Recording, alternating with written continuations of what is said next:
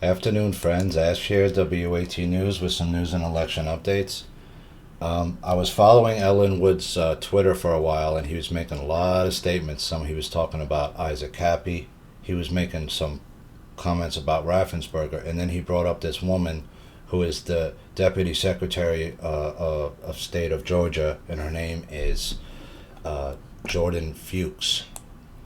Okay, and this is her right here. Here's Jordan, right? Now, what's interesting about Jordan is she's fairly young, and that's not like a slight on her or anything. It's just the fact, right? And she, after working for Raffensperger's campaign, was put into the Secretary of State right under him, right? The Deputy Secretary of State position, which is a really high-end position, right? Now, she worked on his campaign. She also worked on that transition to his campaign. And the word is that she might be the really running the show behind the scenes and not him so much. Jordan Fuchs, Georgia Secretary of State, is slamming prominent attorney Aileen Wood, who raised questions on Twitter about her age and experience while pushing unverified claims of voter fraud. Little man ego will always have issues with female leadership. So she went back and forth with Aileen Wood. Wood responded, "By the way, Jordy, I don't think your private relationships with members of the opposite sex is relevant to Dominion voting machine deals. Do you?" So they're going back and forth here, right?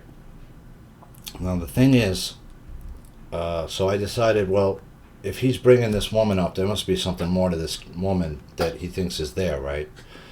And he also made an allegation, or it came out later. Actually, I saw it on... I was watching And We Know, and this is actually a clip from the And We Know. And okay, so this is the Ellen Wood. Let me just make it. I don't want to play any of his show because I don't want to take over. Have there be any copyright issue. I don't think there would be, but this is the tweet in question, and it says, "I would never make an accusation without having reliable source for it. Stakes are too high. So I did due diligence to validate the accuracy of the shocking information I am revealing tonight. I am entirely comfortable that you are learning the truth, a truth that explains much." So wow, Jody Fuchs, which is Jordan Fuchs, the incompetent 30-year-old who runs Georgia's SOS office for Georgia Secretary of State, has a sister named Aileen.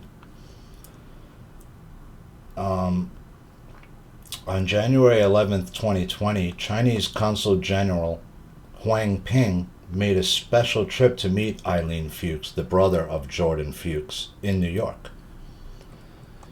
And this is also about, he's worried about his safety and the Jovan Pulitzer issue that we've covered right now.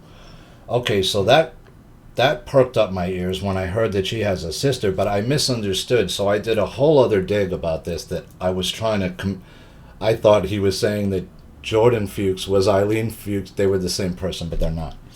So Aileen Fuchs works at the Snug Harbor Foundation. Okay. Hang on a second, guys. Let me just go back because I'm out of order. Here we go. This is the alleged photo where Aileen Fuchs, the sister of Jordan Fuchs, Miss Aileen Fuchs, met with General Huang at the Snug Harbor Cultural Tourism Center. Okay, they have a special Chinese Lantern Festival that goes on each year, and so they met. And there was nothing strange about that, possibly at the time, and I'm not sure when this particular meeting took place. Here we go. It took place January the 6th, 2019. Okay? And that's when this Lantern Festival went. So about 150,000 people visit, including the local citizens and tourists, since its opening on November 28th last year. Okay, so this opened the 28th. We don't know if that was when this meeting took place, but we see that the Chinese Consul General, who is Huang Ping, he's the Chinese Consul General in the United States, or in New York, met with Aileen Fuchs, who is the sister of Jordan Fuchs, who works as the Deputy Secretary of State of Georgia. Well, there may not be anything that untoward about that, but my question is, why was she meeting with this person when there was business being done in your sister's state, right? And Gabriel Sterling, from what I could tell, is the person that was given a government job.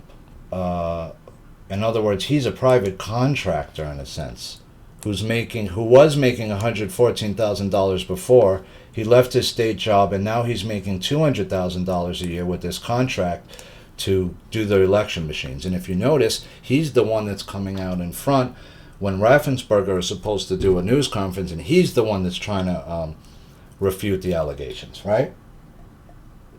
And according to him, everything was fine. There's no problem. All the vote is fine. There's been nothing wrong. Jovan Pulitzer found no information. He did not prove that there was a hackable device inside this place. They did not, and all this stuff. All right, well, let's leave that there. Now, the question is your sister talking to the Consul General of China? It appears that she was. Now, the question is why, right? Are you passing messages from the Huang back to someone within the Georgia government where it's a, sort of behind-the-scenes communication is set up here where no one knows what's really going on? Why is your sister meeting with the Chinese Consul General? Is it just a random incident because she happens to work at this place in Snug Harbor that has a Chinese Lantern Festival? Possibly. But it looks a little fishy, right? Now, when I further dig into her, Jordan Fuchs, I found out something real interesting. And you could read this whole article. I'm not going to go through the whole thing. It goes through some of her backing. It talks about her going back and forth with Aileen Wood. But when you further dig her pedigree way down in this article, was it this one or was it the other one? She has experience in D.C. prior to joining Landmark Communications, which is also where Gabriel Sterling, I believe, is from. So you have people from this Landmark Communications company that seem to have now gotten jobs in the Georgia legislature of different jobs. But this is what caught my eye. She has experience in D.C. Prior to joining Landmark, Fuchs worked in Washington, D.C. in the Congress and U.S. Foreign Policy Program with the Council on Foreign Relations. Okay? This is a major deal right here. That's going on right now. Right? Because now we have an inside player. We weren't aware, I wasn't, that she was worked for the Council on Foreign Relations and on Capitol Hill in the offices of U.S. Representative Rob Woodall. So she's someone who's got some experience on Capitol Hill. She was a former counsel, worked in some aspect in the Council on Foreign Relations. And we now know that your sister met the Chinese Consul General of New York at least one time at the Snug Harbor Chinese Lantern Festival. And we have that with a picture, so you can't refute that, right? It's right here. Now, is there anything untoward there? We don't know that, and I'm not making that allegation here, but it's starting to look a little bit fishy, right? Because we have an issue with China, we have an issue with possible issues with China, right? We have Dominion, we have all these things. We have your sister meeting with Huang. We have the other sister, Jordan, working with Raffensperger, who is a former Council on Foreign Relations member. So now the picture is starting to become a little bit more clear, right? We can see that there's some connections here that need to be looked into. And why didn't Raffensperger do his press conference, right? Why did he bring out Sterling, his agent, to do it for him, right? And why are you making $114,000 a year before, and now you're making $200,000, right? And you're the guy that is handling all the voting machine stuff for the state when that's not supposed to be handled by a private contractor. That's supposed to be handled by someone within the governor's office, right? Whoever appropriates the machines. I don't think it's this guy, though. So why does Raffensperger bring this guy in, right? Who's now a private contractor who doesn't work technically for the state government, and you're paying this guy almost double what his old state salary was when he used to work for the government before, right? And he's the one that you're putting out front now to try to explain what went on in your. Is this guy the fall guy? I don't know, but it looks like he brought this guy in for some reason who's not a part of the government, which is a problem, right? Because if you're part of the government, then all your emails have to be on government servers, and they're the product of your job, and we have a right to look at them. But if you're a private contractor, I don't have a right to do that now, right? I can't look at your private emails or your government emails because you're a private citizen working as a contractor for the state government. And I'm not sure about the legality of that, but that smells fishy as hell to me too. So anyway, we'll see how that all plays out with all these people, right? But I wanted to show this connection. I wanted to show the fact that also Consul General Huang Ping went all over the place. Here he is in Harrisburg, Pennsylvania. He also visited UPenn, I believe. Here he is in Pittsburgh. So he made a lot of different, he went to Michigan State University to visit. Consul General to visit MSU. So why are you going around to all our colleges for? Why are you going around to all these states that now have issues in them? Michigan. We have another issue in Pennsylvania where you visited. We have another issue in Georgia where you visited with the sister of the Georgia Secretary of State's, Georgia Undersecretary of State's sister, right? So that's 3 connections, 3 China things with 3 different states now, right? We got issues here. Here's Huang Ping meeting with Mayor Fink in Cleveland, right? And is in Ohio, a critical state in the election. So, and he met with him right before the, close to the elections, not too far off. Why is Huang Ping going to all these different states? Why is Huang Ping meeting with the sister of the Georgia Undersecretary of State, right? Why is Gabriel Sterling given $200,000 a year when he was making half that before? Why is he brought in to deal with all the voting machine stuff, right? So these are all questions that have to be answered. Why is Huang Ping traveling all over this country, going to schools, going to different states? Is that part of his job description to do that? I don't see why he would have any reason to visit MSU, right?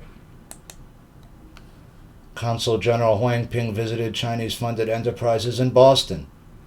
Goes back to 4/12/2019. So let's keep an eye on this. I wanted to establish the connection between the sister of Jordan Fuchs' sister, and she did meet Huang Ping at least one time at the Snug Harbor Chinese Lantern Festival. And I'll include this all in the links. I also came across the Consular Corps Association of Philadelphia, and the Consul General of that is Ambassador Huang Ping. I wonder if he's related to the Ping Golf Fortune. They make some of the best golf clubs in the world, if you play golf, by the way. Ping Golf Clubs, excellent clubs. Have a very interesting sound. They have their own ping sound when you hit them, so that's how they got called Ping, I guess. But, well, no, after Mr. Ping, but they make a very unique sound when you hit the ball, those clubs. Anyway, guys, I'll leave it there. Maybe we'll deep dig Huang Ping a little more. I just think it's interesting that all this stuff in Georgia, all these connections, right?